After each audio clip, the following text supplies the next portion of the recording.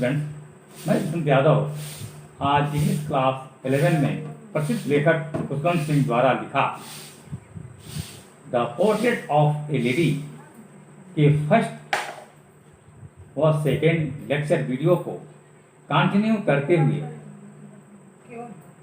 Lesson के शेष को थर्ड लेक्चर वीडियो के माध्यम से बताने जा रहे हैं। इसे ध्यान से देखें और सीखें। Let's begin.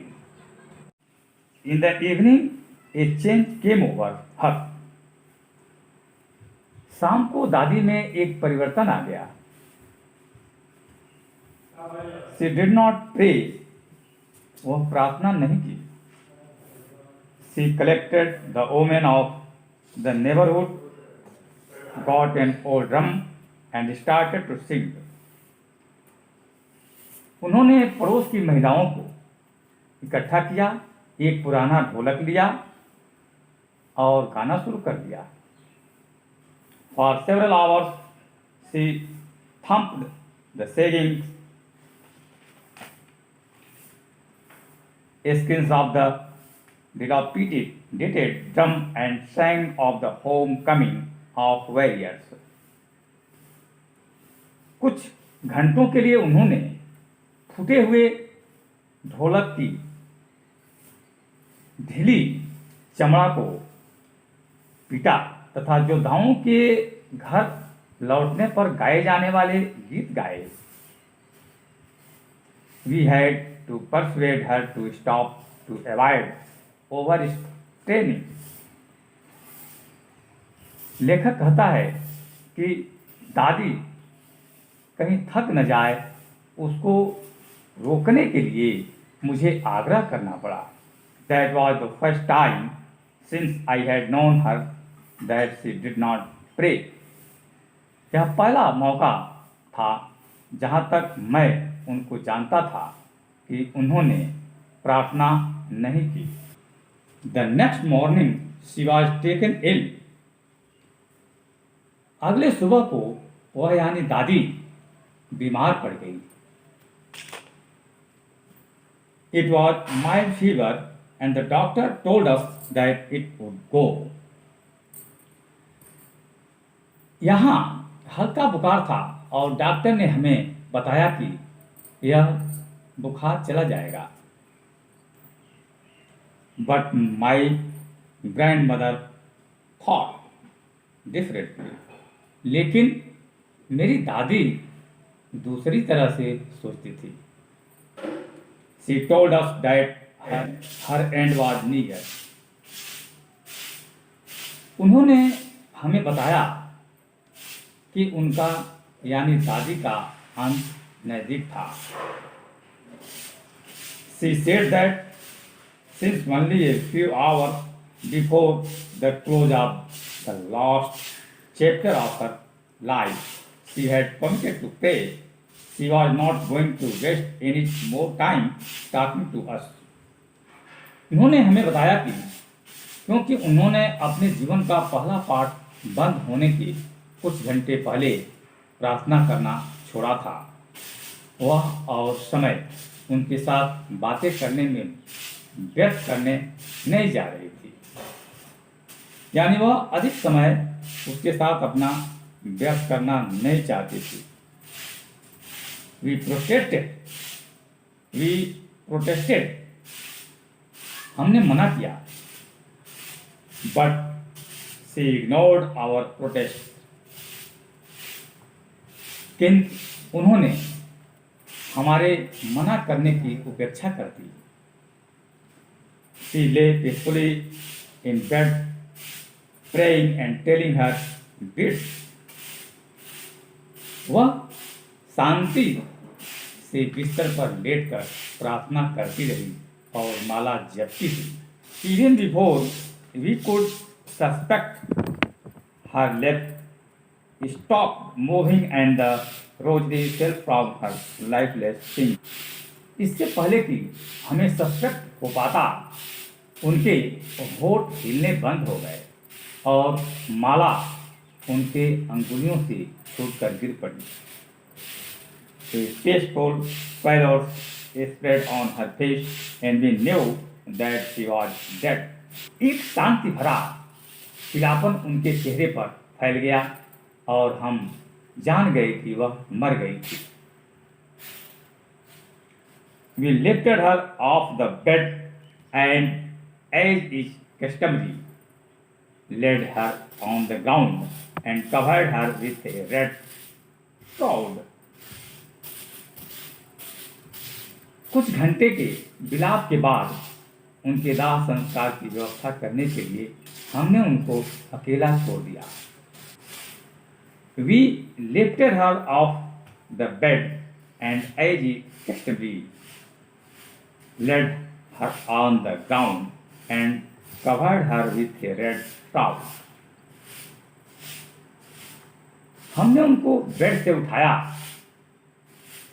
जैसा कि रिवाज होता है, इनको जमीन पर लिटा दिया और एक लाल रंग की कफन से ढक दिया। After a few hours of mourning, we left her alone to make arrangement for her funeral. कुछ घंटों के विलाप के बाद उनके दाह संस्कार की व्यवस्था करने के लिए हमने उनको अकेला छोड़ दिया। In the evening, we went to her room with a stretcher to take her to be cremated. शाम को हम एक साधारण अर्थी के साथ उनका दाह संस्कार करने ले जाने के लिए उनके कमरे में गए। The sun was setting and had lit her room and veranda with a blaze of golden light. सूर्य अस्त हो रहा था और उनके कमरे और बरामदे को सुनहरी रोशनी से चमका दिया था। We stopped halfway in the courtyard. हम आंगन में आधी दूरी तय करने के बाद रुके। All over the veranda and in her room, right up to where she lay dead and stripped, wrapped in the red shroud. Thousands of sparrows sat scattered on the floor. बरामदे में सभी जगह और उनके यानी दादी के कमरे में ठीक वहां तक जहां दादी मृत लाल कफन में लिपटी लेटी थी, हजारों चिड़िया फर्श पर बिखरी हुई बैठी थी। देयर वाज नो चर्पिंग, कोई चहचहाट नहीं थी। We felt sorry for the birds and my mother fetched some bread off for them. हमने पक्षियों के लिए अफसोस किया और मेरी माँ उनके लिए कुछ रोटी लेकर आई। She broke it into little crumbs, the way my grandmother used to, and threw it to them. मेरी माँ ने उन रोटियों को टुकड़ों में तोड़ा जिस तरह से मेरी दादी किया करती थी और चिड़ियों के सामने फेंक दिया। The sparrows took no notice of the bread. चिड़ियों रोटी की तरफ कोई ध्यान नहीं दिया, यानी चिड़ियों का ध्यान रोटी की तरफ नहीं जा रहा था। When he carried my grandmother cough off, they flew away quietly. जब हम मेरी दादी के शव को ले गए, वे चुपचाप उड़ गई। Next morning, the sweeper stuffed the bread crumbs into the dustbin. अगले सुबह सफाई करने वाले ने रोटी के टुकड़ों को उठाए और डस्टबिन में डाल दिया। इसमें कुछ आपको सॉल्व करने के लिए क्वेश्चन दिए जा रहे हैं, इसे सॉल्व करें। Question number 1, the author grandmother was a religious person. What are the different ways in which we come to know this? इसे देखें. The author's grandmother was a religious person. What are the different ways in which we come to know this? Question number second. Describe the changing relationship between the author and his grandmother. Did their feeling for each other change? ठीक से देखें. Describe the changing relationship between the author and his grandmother. Did their feeling for each other change? Next question. Would you agree that the author's grandmother was a person strong in character? If yes, give instance that show this. It's a very. Would you agree that the author's grandmother was a person strong in character? If yes, give instance that show this. Thank you.